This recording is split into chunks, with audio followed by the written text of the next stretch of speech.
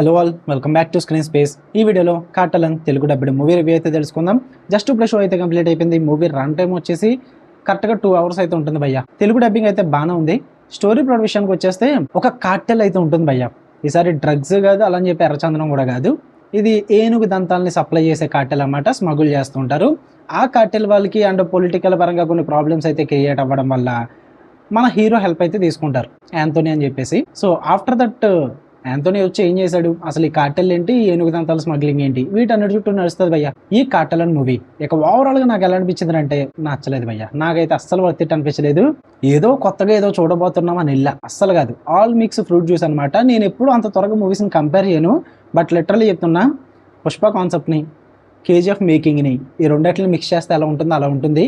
But ఆ రెండింటిని mix చేసినా ఇంకొంచెం మంచి ప్రోడక్ట్ వస్తుందేమో. ఎంత దారుణమైన ప్రోడక్ట్ రాదని నా ఫీలింగ్. ఎందుకంటే స్క్రీన్ ప్లే చాలా వద్దులే, మళ్ళీ ఏమన్నా అంటే అన్నానంటారు. స్క్రీన్ ప్లే అస్సలు నచ్చలేదు నాకు. కాన్సెప్ట్ కూడా ఏనుగు దంతాలు అన్నదాన్ని లైక్ కుచ్చిబి అన్నట్టు చూపిస్తారు భయ్య. ఏదైనా చేసేసుకోవచ్చు, మీ ఇష్టం. అవి ఏనుగులు అనుకుంటున్నారా, ఎలుకలు అనుకుంటున్నారా బాబు మీరు, నాకు అర్థం కాదు. అంత ఎట్టకారంగా అలా చూపించారు, నాకైతే అస్సలు అర్థం కాలేదు. డిస్క్లైమర్స్ ఇవన్నీ వేస్తారండి, వాటి గురించి నేను మాట్లాడట్లేదు. నేను అనేది చూపించిన విధానం అసలు వర్కౌట్ అవ్వదు భయ్య. ఓవరాల్గా సినిమా మొత్తంలో నాకు నచ్చినవి అంటే 3 భయ్య. ఒకటి, ఇంట్రడక్షన్స్లో టైటిల్ కార్డ్స్ వేస్తారు, సంథింగ్ యానిమేషన్ యూజ్ చేసుకుంటూ హీరో లైఫ్ ని చూపిస్తారు అనమాట. అండర్ డాగ్ దగ్గర నుంచి చాలా ఎదిగడు ఏంటన్నది, అది కొంచెం బాగుంది, నాకు చాలా బాగా అనిపించింది. అది టైం వేస్ట్ చేయకుండా టైటిల్ కార్డ్స్ లోనే ప్రజెంట్ చేస్తారా బాబా అన్న ఫీల్ అయితే వచ్చింది. దాని తర్వాత ఎంత టైం వేస్ట్ చేస్తారో నాకు తెలియదు కదా మరి. దాని తర్వాత బ్యాక్గ్రౌండ్ స్కోర్ బాగుంది భయ్య, అది కూడా కొన్ని చోట్ల మాత్రమే. ఇంట్రొడక్షన్స్ లోని అండ్ అక్కడక్కడ ఫైట్ సీక్వెన్సెస్ లో బ్యాక్గ్రౌండ్ స్కోర్ వచ్చింది. యాక్చువల్లీ 3 ఉన్నారంట, రవి బస్రూర్ ఉన్నారు అండ్ అజనీష్ లోక్నాథ్, ఇంకొకళ్ళ పేరు నాకు గుర్తులేదు, మర్చిపోయాను. అందుకే కొంచెం ఓవర్ కూడా అయిందనమాట కొన్ని చోట్ల, అసలు వర్కౌట్ అవుతుంది కొన్ని చోట్ల. బ్యాలెన్స్డ్గా చేశారు బ్యాక్గ్రౌండ్ స్కోర్ అయితే.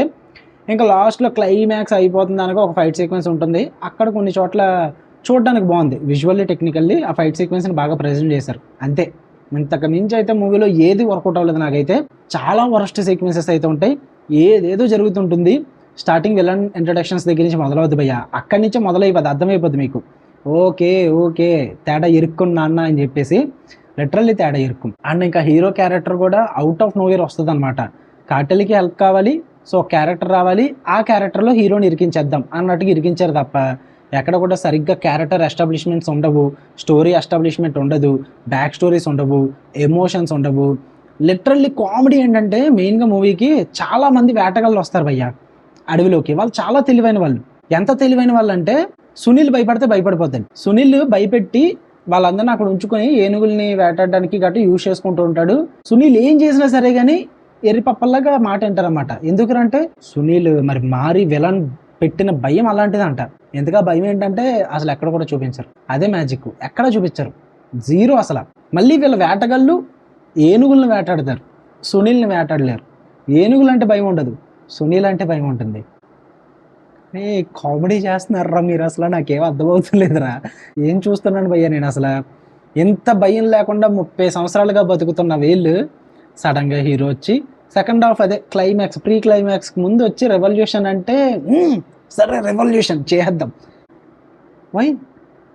మీ ఫ్యామిలీని చంపేస్తుంటే ఏం చేయలేదు, రేపులు చేసేస్తుంటే ఏం చేయలేదు.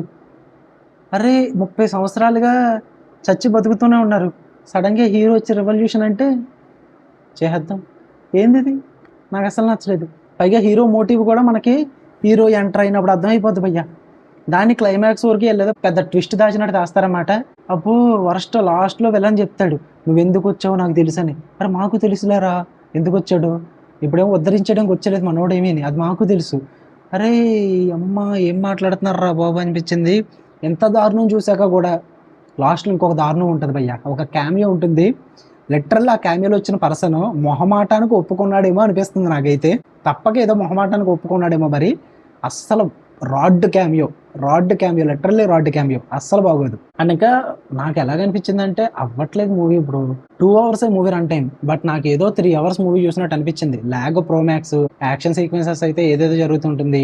విజువల్లీ టెక్నికల్లీ మూవీ చూడడం బాగుంటుంది తప్ప స్టోరీ పరంగా, క్యారెక్టర్స్ పరంగా, కాన్సెప్ట్ పరంగా, స్క్రీన్ ప్లే పరంగా ఏది వర్కౌట్ అవ్వదు. నాకైతే అస్సలు నచ్చలేదు భయ్య మూవీ. సారీ, ఎక్కడైనా తప్పుగా మాట్లాడి ఉంటాయి, ఎక్కడన్నా ఎవరినన్నా కించపరిచి ఉంటాయి, సారీ అసలు. బట్ నాకైతే అస్సలు అంటే అస్సలు నచ్చలేదు మూవీ. చూద్దాం అనుకుంటే మీ దగ్గర టైం ఉండి మీ దగ్గర అమౌంట్ ఉంటే ఖచ్చితంగా వెళ్ళండి. చూడండి, మీ ఒపీనియన్ తెలుసుకోండి. ఎవరు బాబు నేనేదో బాగుందని చెప్తే మీరు వెళ్ళడము, బాగాలేదని చెప్తే మీరు వదిలేయడము, ఇలాంటివి అస్సలు చేయొద్దు భయ్యా. నీకంటూ ఒక ఒపీనియన్ ఉంటుంది. ఆ ఒపీనియన్ తెలుసుకోండి. మీకు నచ్చింది చేయండి. నేనేదో ఒపీనియన్ షేర్ చేస్తున్నా అంతే సరదాగా. మిమ్మల్ని ఫోర్స్ చేయట్లేదు చూడమని చెప్పేసి మూవీ చూసొచ్చిన తర్వాతే నా రివ్యూస్ చూడండి. అందుకే నేను ఎప్పుడు కూడా త్వరగా పెట్టేద్దామని ఎప్పుడు యుద్ధంలో ఎప్పుడు పెట్టలేదు. సో ఓకే, మీ ఒపీనియన్ తెలుసుకోండి. ఓకే, మళ్ళీ నెక్స్ట్ వీడియోలో కలుద్దాం guys. Love you all. Bye.